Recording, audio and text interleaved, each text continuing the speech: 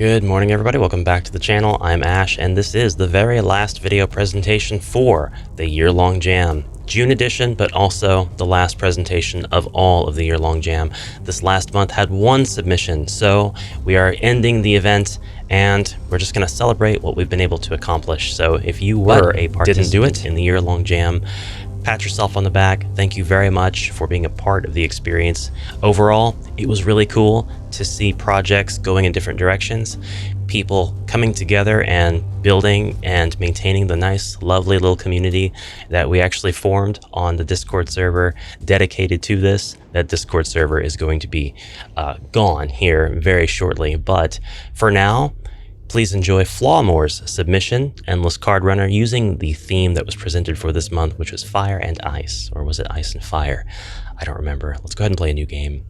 And let's go ahead and look through the options again. Since we're doing Ice and Fire, I guess I will embrace the Elemental niche, and we'll just go for the Mage. And no, it's because she has fire hair. That's why I'm picking the Mage.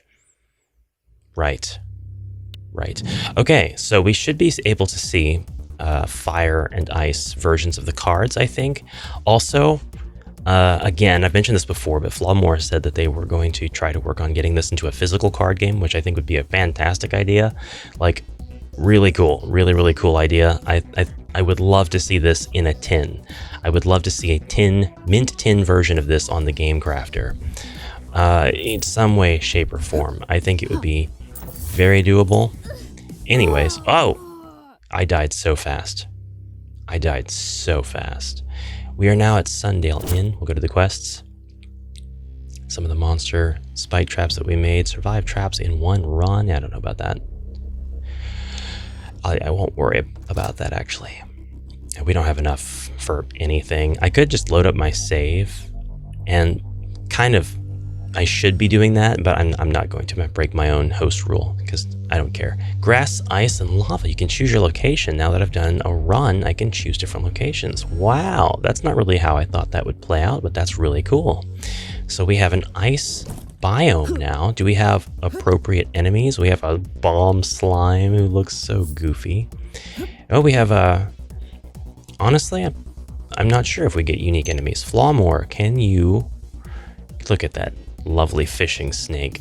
I need for the art style to definitely be a little bit more consistent between enemies. So art direction, I would say go back to your art direction, take a look at all your enemies together and see if you think that like the pixelated look really fits in with the hand drawn, really fits in with the digital drawn there.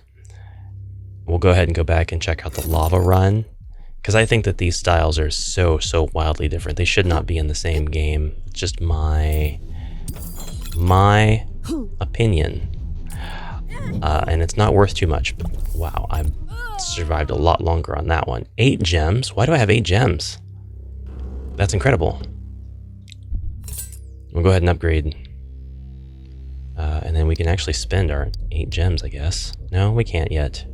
We can't spend our 8 gems yet. I don't want that. I definitely don't want that. We'll go back to the inn. We'll go back and play some more while we talk a little bit about the jam itself. So I've learned a lot about structuring a jam like this and facilitating maximum development opportunity for the participants, and the best possible way I can give feedback and facilitating being able to give good feedback to begin with. And to do that, I need to revisit the entire premise, which is the exact same as what I presented. Ooh, lots of traps on the bottom there. Is that how that works? Yes, mainly. Some of those clicks were not registering. I was clicking too fast, I guess. I saw the wall of spikes that occurs when you click on a card direction too many times. That wall of spikes there, but to my knowledge, I was alternating, so I guess I wasn't clicking fast enough, and it was registering as me clicking the same direction. I love the VA, by the way. Sound direction is top on this. You don't have to do anything to the sounds. They're great. They're fantastic. And the graphics are absolutely fine, too. The only thing that I would change is the type of monster aesthetic here, I think, should be different. But anyway, moving back to what I was saying before, the idea was have everybody start with a basic project, and then kind of help grindstone the direction that they take their project. And that's not really what I did. I kind of played into the whole, let's let people scale outwards in whatever direction they kind of want and interpret the challenges. And what I should have done was what I did with this month's challenge, but every single month. And if the jam was not popular and it died, then it would die. But fire and ice was the theme for this. And this was nailed, by the way that this game is presented with the ice and lava. So very well done with that. Very, very well done. Top marks for the fire and ice challenge being met. But should have done that. I should have presented themes just like that from the very beginning.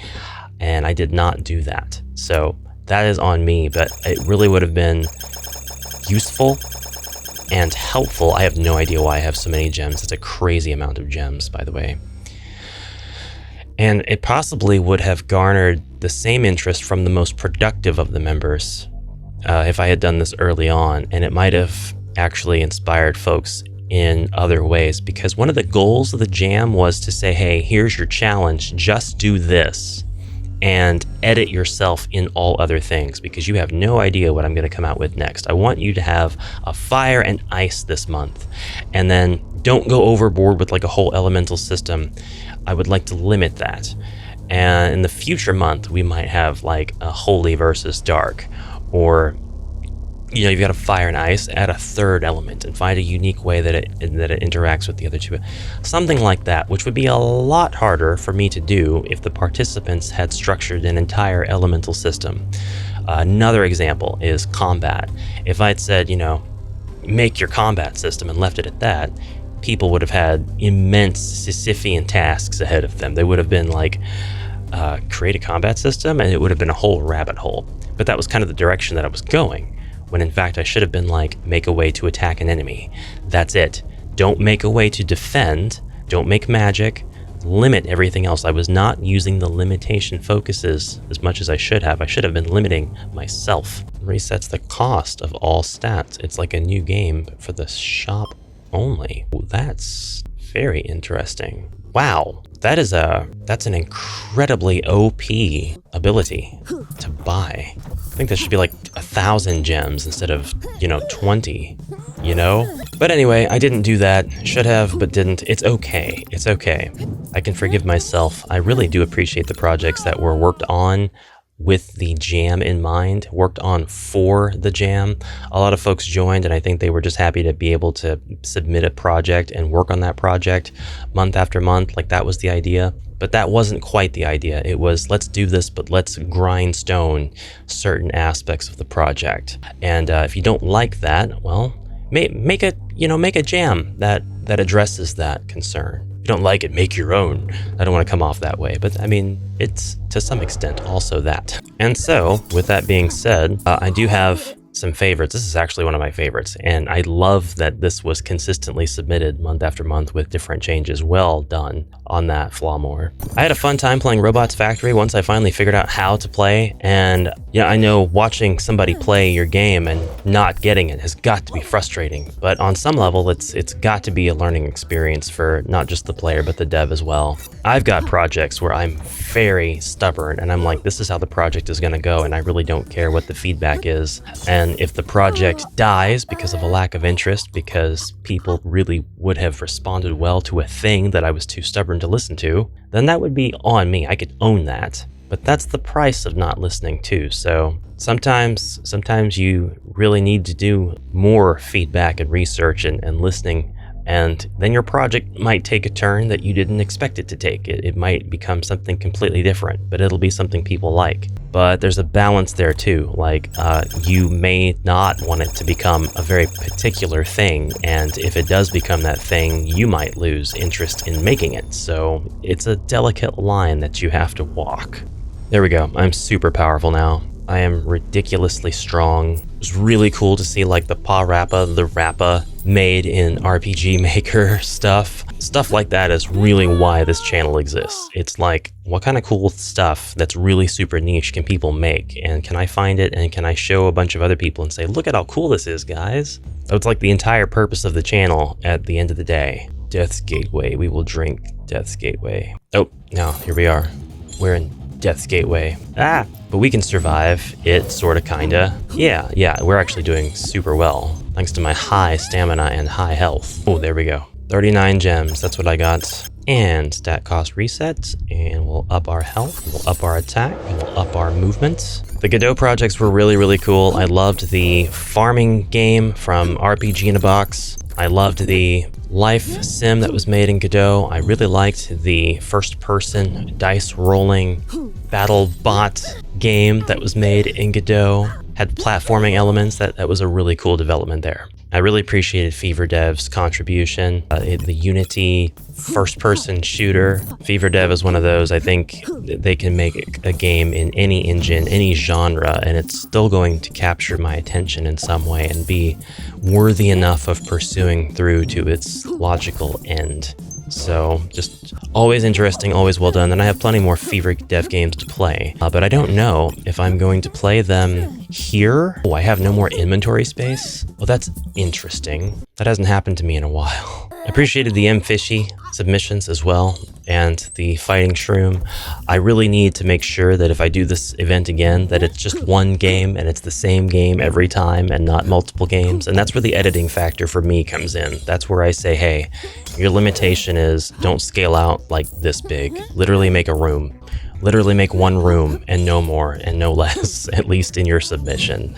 And that way, if you develop a bunch on the back end and I come out with a limitation or a direction that you can't facilitate with your back end project, but you can with the project that you developed minimally, that'll be on you instead of on me. So this didn't have a winner. There was no like winning aspect to this jam. Everybody who submitted and upgraded their projects as time went on is the winner. So congratulations to everybody. There we go. I'm unstoppable. I'm absolutely unstoppable now. There's no point in even playing. I could destroy death themselves. And I just want to thank all the viewers out there for the interest and all the people who commented on the idea, saying how crazy it was and how wild it was and ambitious. You're absolutely right. Insane idea. It had potential to be very crazy. Didn't get that crazy, and I do kind of appreciate that. But if it had gotten super totally crazy, I might have tried to find a way to make it work after all. So we'll see. In the future, I'll be quite a bit more certain about the direction I would be going with an event like this. And I really think that if I do hold another year-long jam, it will be for the whole year. Won't be the same kind of event as what we actually ended up doing this time, but we'd know very quickly if it was going to